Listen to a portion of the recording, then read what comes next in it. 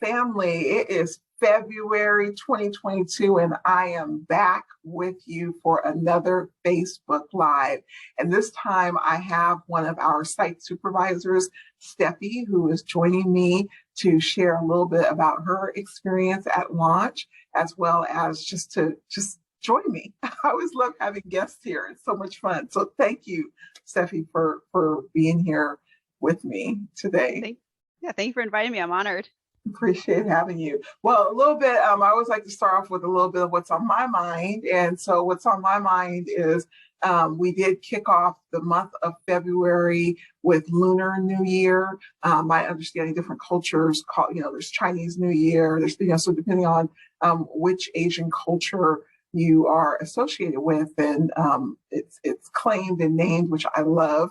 But I've been thinking about it from a Lunar New Year perspective, and the year of the tiger, and how we need this year to be a year of just breaking through some of the experiences that we've been having, particularly around COVID, that has just been hard and debilitating. And so this tiger is coming in this year, and the atmosphere is shifting and changing, and we are being able to just experience greater joy and greater just excitement for the end of all of this. The other part of this month that I, again, really enjoy is Black History Month. And although I celebrate Black history year round as a Black woman in this community, I do appreciate that we have a month within the year where there's some focus around the experiences of Black people, my ancestors, looking back, looking at the now, as well as looking forward. And this year we've been focusing on health and wellness. And so that means for me that when I started the new year off with some exercise plans and eating plans and mental health activities, but then Black History Month hit, and it was like, okay, I need to get serious about some of these things. So getting better with health and wellness, and most importantly, mental health being a priority for myself and the Black community, I think is very, very important. And so I would like to jump right in, Steffi, and get you talking. So again, I mentioned Chinese New Year, and and be able to talk with you prior to this. You shared about the celebration that you've had all of your life around Chinese New Year, and I would love for you to share with our Facebook audience what's that been like for you and your family. Sure. So I spent most of my life growing up in Hong Kong, and it's the best time of the year. I mean, they don't really celebrate Christmas there. You get a couple of days off for Christmas, you get 2 weeks off for Chinese New Year. And there's fireworks, you have extended amount of time to go hang out with family. And, it's basically 2 weeks of constant eating, so much eating. And you get flowers, and if you're young and have older family relatives, you get a lot of money, which is always wonderful. It's not as exciting as you get older, but you still get to eat a lot. And yeah, it's one of the best times of the year. You get to hang out with family and eat good food. What's not to like about that? And yeah, there's different celebrations that go on with the different types of dance. Like the lion dance is a big one in Hong Kong, in that region. And so it's always really fascinating to see, these gymnasts put on really great performances, and it's loud, it's bright, it's just all out party. It's great. Have you been able to have some of that experience here in Washington and in your community as well? Getting there, yeah.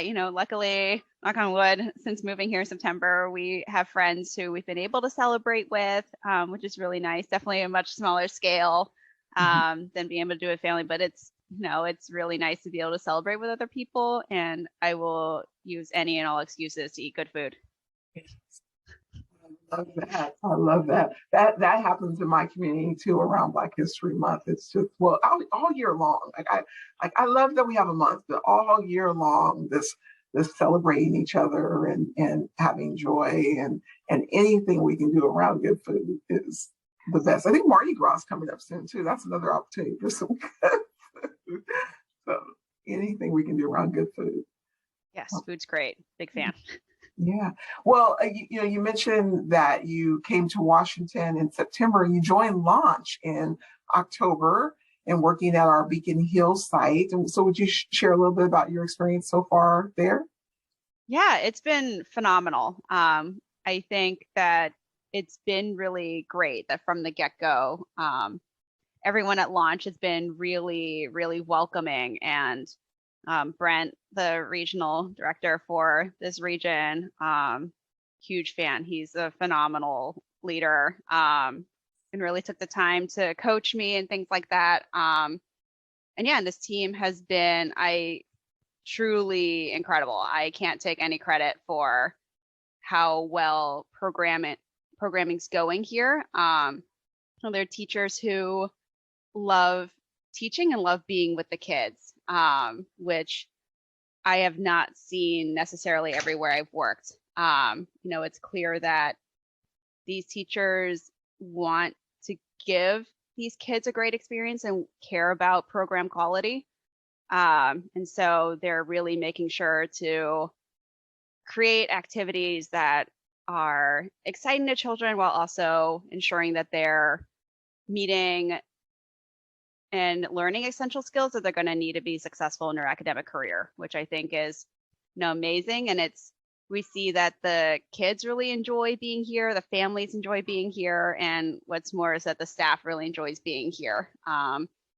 And it's just, yeah, I love the staff here, and it's been nothing but welcoming and great. And it's also really nice to be in a organization where questions are welcomed, and there's always someone there who's willing to help walk you through and help answer any questions that you have.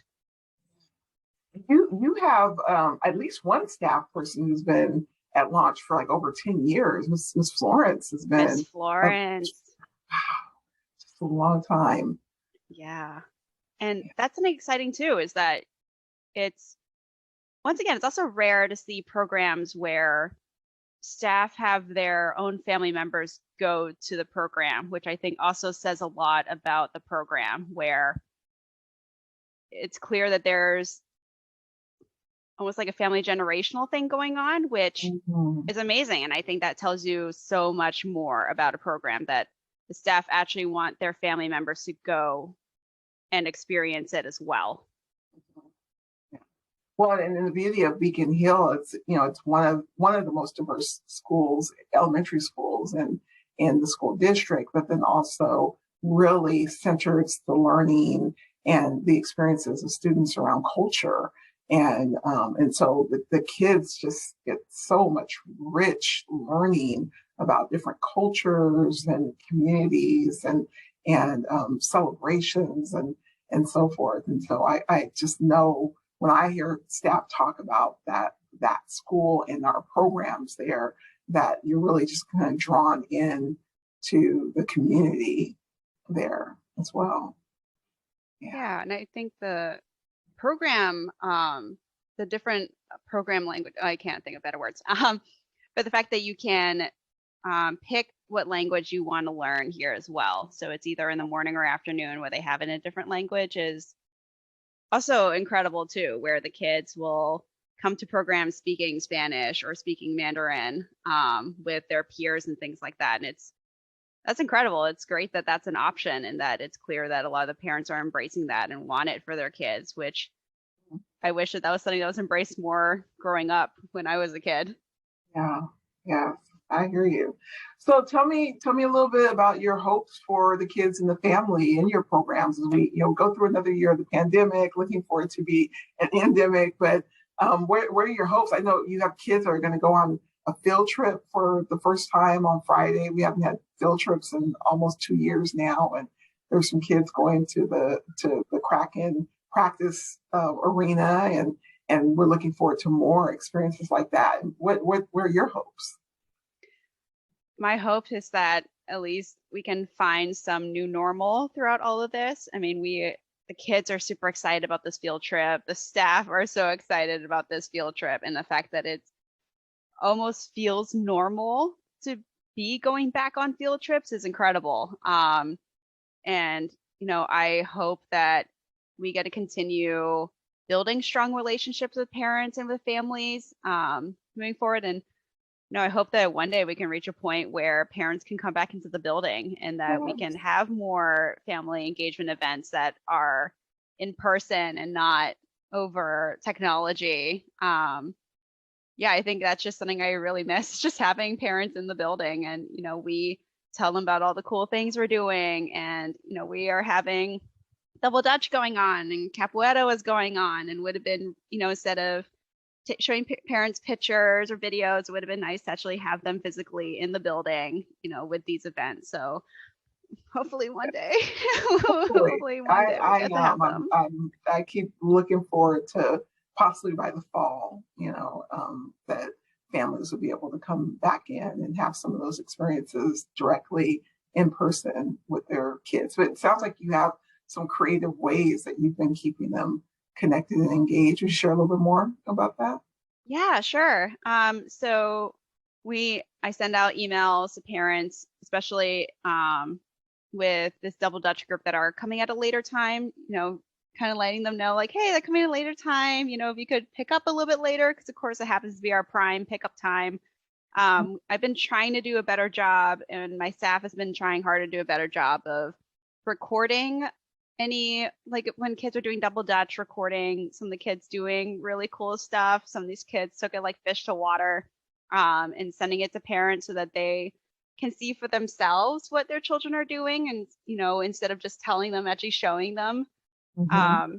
And so I think that's something new that we're trying, and it seems to be going well. And so I think that's something that I would like to push a little bit more and try to dedicate more of my time to being present more so during these events, and then making sure to, you know, try and get some videos in that we could hopefully share with parents, just so, you know, you can't be in the building, but here it's what your child is doing. Look how great they're doing.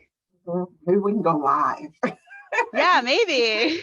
I'm gonna go live, but you know, I mean, we can only share limited views of children, so yeah. We can show the activity, we can show feet with double dutch and hands moving with the martial arts, right? There's a martial arts program that you have.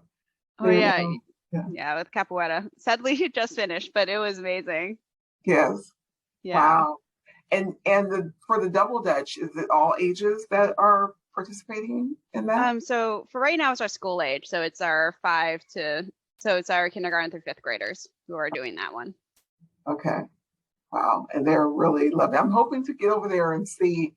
I know you have it on Mondays, and hopefully I can pop in and sneak in. It's always hard when I know parents can't see their kids. You know, I don't want to have to use my privilege to come in and see them as well. But that still would be nice to just kind of peek in a little bit, peek through the windows and see the kids, or maybe we figure out a way that we can go live or something. We're very resourceful and adaptive at launch, so we will figure out a way. We will figure it out to help our families be able to be more engaged. So I love that. Well, Steffi, I appreciate you taking the time to join me for our February Facebook Live, and I really appreciate you sharing more about your cultural experiences around Chinese New Year. And I have sent out some communication around Black History Month that I hope that our families and staff and community members have been able to read. And